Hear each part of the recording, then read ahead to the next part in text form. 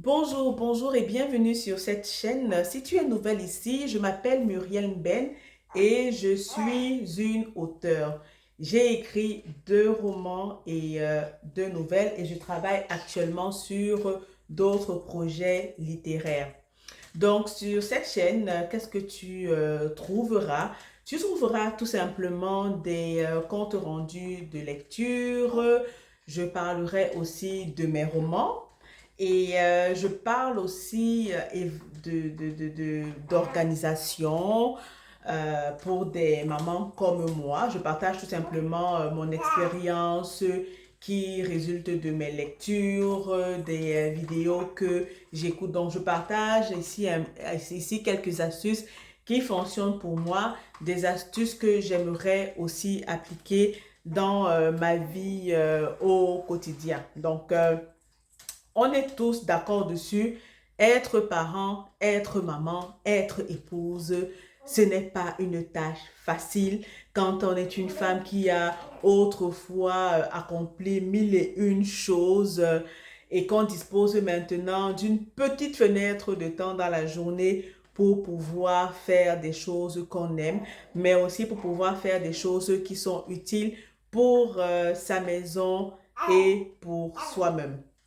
Donc, aujourd'hui, nous allons parler de gestion de temps, d'organisation, comment pouvoir gérer son temps quand on est une maman qui est en congé maternité, quand on est une maman qui a des enfants et qui est aussi à l'emploi. Donc, est-ce qu'il faut faire de la magie?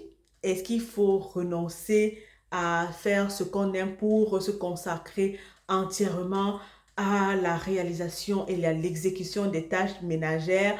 Je pense que non. Bien sûr, il ne faut pas être trop ambitieuse, contrairement à ce que les vidéos de développement personnel veulent bien nous faire croire. Et c'est de là que, oui, je suis passionnée de développement personnel. J'aime écouter des vidéos de motivation qui me poussent à me dépasser. Mais parfois, je me rends compte que ce sont la plupart du temps les vidéos que j'écoute. Je ne sais pas si c'est l'algorithme qui me propose juste les vidéos qui sont développées par des hommes. Mais la plupart du temps, dans ces vidéos-là, on demande de faire fi de sa famille, on demande de faire fi de ses amis. Ce n'est pas possible. On vit dans une société, on a besoin des autres pour avancer. C'est juste de pouvoir trouver des stratégies pour comment dire, pour ne pas se couper, pour ne pas se couper du reste du monde. Parce que je trouve que ce n'est pas réaliste de demander aux gens de tourner dos à ses enfants, de tourner dos à sa famille.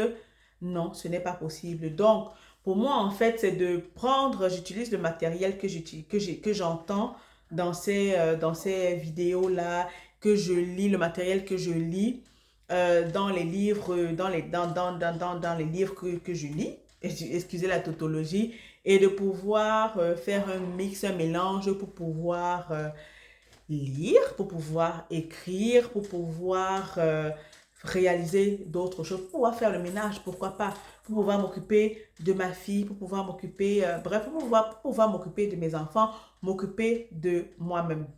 Et je tiens toujours à dire que c'est très important de, comment dire, d'être réaliste, de ne pas trop être ambitieux parce que je me suis rendu compte que généralement, j'aimais mettre 10 choses sur ma to-do list pour au final me retrouver à la fin de la journée de n'avoir rien fait. Non, ce n'est pas possible parce qu'à la fin de la journée aussi, oui, j'ai planifié ma journée, oui, j'ai fait ma to-do list, mais à la fin de la journée, ça crée aussi une frustration parce que j'ai l'impression que je ne suis bonne à rien parce que je n'ai pas pu faire quoi que ce soit. Quand on devient parent, quand on a des enfants en bas âge, il faut se dire que c'est un travail exigeant, c'est un travail qui demande que nous soyons présents constamment pour nos enfants.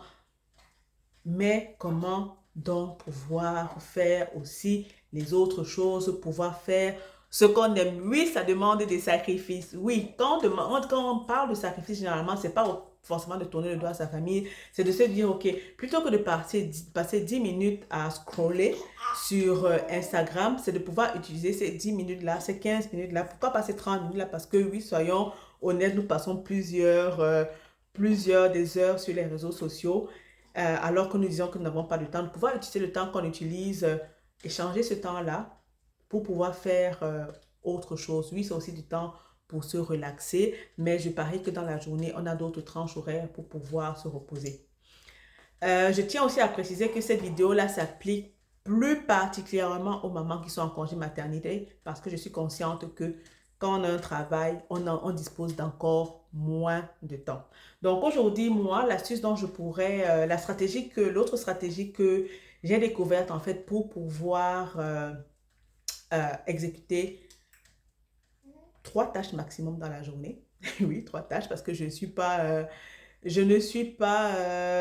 une extraterrestre, je suis humaine. Donc, 3 tâches et parfois moins aussi parce que il faut être conscient que oui, on planifie, mais aussi un enfant est spontané, un enfant ne va pas tenir compte de notre emploi du temps, ce n'est pas possible. Donc, si on a un congé maternité et si on a aussi de l'aide avec soi, ce sont des stratégies qui sont applicables. On peut aussi les appliquer si on a l'emploi d'une certaine manière, mais c'est encore de pouvoir encore plus les adapter à sa réalité, à son emploi du temps d'employé. Donc, j'aimerais aujourd'hui parler de la matrice d'Eisenhower qui demande d'une certaine manière de prioriser ses tâches. Mais avant de prioriser ces tâches, on parle bien de tâches. Il faut avoir une liste de tâches. Quand est-ce que, il est idéal de réaliser, désolé, mon fils est en background, c'est lui que vous entendez si vous l'entendez. Donc, généralement, la liste de ces tâches, il faut l'écrire la veille au soir. Pourquoi la veille au soir? La veille au soir ou en début de semaine? Parce que si on planifie ces tâches avant le jour J, avant la journée où on est censé exécuter ces tâches-là, ça nous permet de commencer la journée du bon pied, d'avoir une orientation claire de sa journée et ça évite aussi, comme j'ai entendu dans une vidéo, ça évite aussi d'avoir une charge mentale trop élevée. Donc, ça permet justement de commencer la journée du bon pied, de savoir où est-ce qu'on va dans la journée. Parce que, comme on dit, quand on prend un avion, l'avion, c'est exactement où il va. Si on décolle de Montréal, on sait par exemple qu'on va à Edmonton. Donc, c'est d'avoir de planifier sa journée. Donc, une fois qu'on a planifié sa journée, tout simplement, ça consiste à dire, OK, demain, mercredi, j'aimerais pouvoir faire ma prière, j'aimerais pouvoir faire 15 minutes d'anglais, j'aimerais pouvoir faire 15 minutes d'allemand, j'aimerais pouvoir écouter un podcast, j'aimerais pouvoir cuisiner, j'aimerais pouvoir passer un coup de balai, je dois m'occuper de mon enfant, peut-être que j'ai un rendez-vous. Ça, c'est une liste qui est énorme, mais ce sont des micro-tâches. Dans une autre vidéo, je vous parlerai des outils que j'utilise pour pouvoir écouter des podcasts, pour pouvoir prier, quels sont les outils que j'utilise. Donc, ce sont c'est une liste de tâches qui peut être regroupée à une macro-tâche, qui peut être bien-être personnel, parce que j'essaie de les regrouper en macro-tâches. Ça peut être bien-être personnel ou bien spirituel. Dans la liste spiritualité, je mets ceci. Dans la liste formation, je peux mettre, OK, je vais écouter un podcast en anglais, je vais écouter un podcast en allemand, tel jour, ainsi de suite. Ça permet justement de pouvoir faire un certain nombre de choses dans la journée. Et comment est-ce que je vais mettre une photo de la matrice, de ce à quoi la matrice de Eisenhower ressemble. Donc, généralement, c'est que dans la matrice la matrice d'Eisenhower à 4 points, on a les choses importantes, les choses non importantes, et sur la barre verticale et à l'horizontale, on a urgent et non urgent. Donc, grosso modo, on aura les tâches urgentes et importantes, les tâches urgentes, non urgentes et importantes. On aura aussi les tâches importantes et non urgentes et les tâches qui ne sont ni importantes ni ni urgentes. Donc, généralement, ce qui se passe, c'est que les tâches qui sont ni importantes ni urgentes, ce sont des tâches qu'on peut faire un peu plus tard. Les tâches qu'on doit prioriser, généralement, ce sont les tâches qui sont urgentes et importantes. Et il ne faut pas hésiter aussi à planifier des tâches qui sont importantes et non urgentes parce qu'elles peuvent vite devenir importantes et urgentes. Donc, par exemple, on va se dire quelle est une tâche, un exemple de tâche importante et urgente, ce serait par exemple, ok, demain j'ai rendez-vous chez le médecin. C'est une tâche qui est importante, qui est urgente. Ou bien demain, par exemple, quand mon fils est né, il fallait faire l'acte de naissance.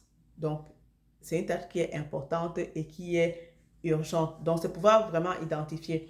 Il y a bien sûr aussi d'autres tâches qu'on peut faire un peu plus tard. On va peut-être dire lire. Ça peut être une tâche qui est, selon votre perspective. Pour moi, c'est une tâche qui est importante, mais qui n'est pas urgente. Donc, je peux la faire un peu plus tard. Il y a des tâches que l'on peut déléguer. Par exemple, pour moi, qui est de l'aide actuellement, qui suis en congé maternité, j'ai ma mère qui est là.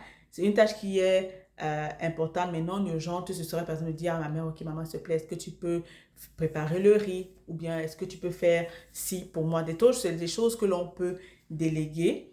Et les tâches non importantes et non urgentes, dépendamment de votre sensibilité, ça peut être une chose ou une autre. Par exemple, si je prends ma journée typique d'hier, j'avais un rendez-vous chez le médecin et je voulais repasser. Et je savais que mon fils, à un certain moment donné, devait téter avant d'aller, je devais l'allaiter avant d'aller chez le médecin. Donc, je disposais d'une tranche horaire de 30 minutes avant mon rendez-vous. Donc, j'ai commencé à repasser mes habits parce que je savais qu'après le rendez-vous, je n'aurais pas forcément de temps. Il serait peut-être fatigué, il aurait fallu peut-être le bercer, etc. Donc, j'ai rangé, si je ratais cette tranche horaire-là de midi à midi 30, dans l'après-midi, je n'aurais pas pu réaliser cette tâche-là. Donc, c'est vraiment de pouvoir prioriser. Le rendez-vous chez le médecin s'est imposé de lui-même. Je ne pouvais pas déplacer ce rendez-vous-là. C'était une heure précise. Donc, il fallait être à ce rendez-vous-là et donc pouvoir organiser mes différentes activités autour de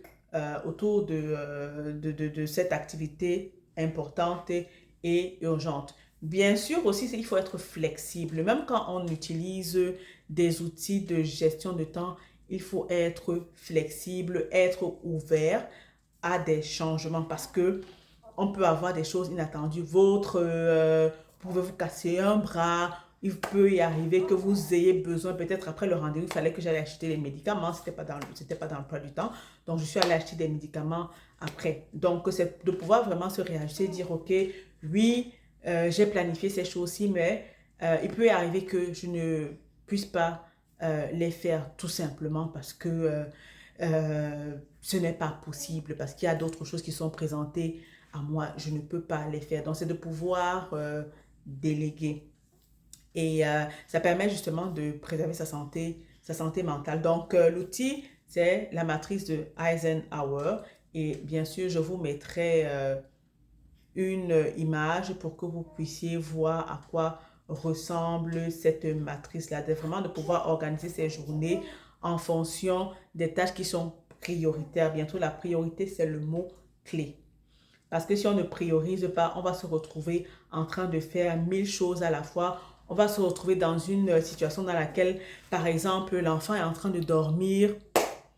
Qu'est-ce que je fais? Est-ce qu'il faut que je fasse la vaisselle? Est-ce qu'il faut que je fasse la lessive? Est-ce qu'il faut que je cuisine? Est-ce qu'il faut que je lise? Est-ce qu'il faut que je dorme? Non, c'est pouvoir déjà commencer, comme j'ai dit, commencer la journée en se disant, ok, pendant que mon enfant va dormir, j'aimerais bien lire. Pendant que mon enfant va dormir, j'aimerais bien lancer la lessive ou bien j'aimerais bien aller sécher les habits. Donc, prioriser ces tâches, les planifier aussi nous permet justement de pouvoir faire des choses ici, une ou deux choses, des choses ici et là. En tout cas, j'espère que cette vidéo t'aura été utile. Si tu connaissais la matrice d'Eisenhower, n'hésite pas à partager en commentaire comment toi tu l'utilises ou bien si tu as des points à ajouter, n'hésite pas à partager avec nous. Si c'est aussi quelque chose que tu découvres et que tu aimerais tester, n'hésite pas aussi à partager cela avec nous en commentaire. Donc, on se dit à bientôt dans une autre vidéo avec d'autres astuces ou bien on va parler de littérature. Donc, on se dit à bientôt et bye bye.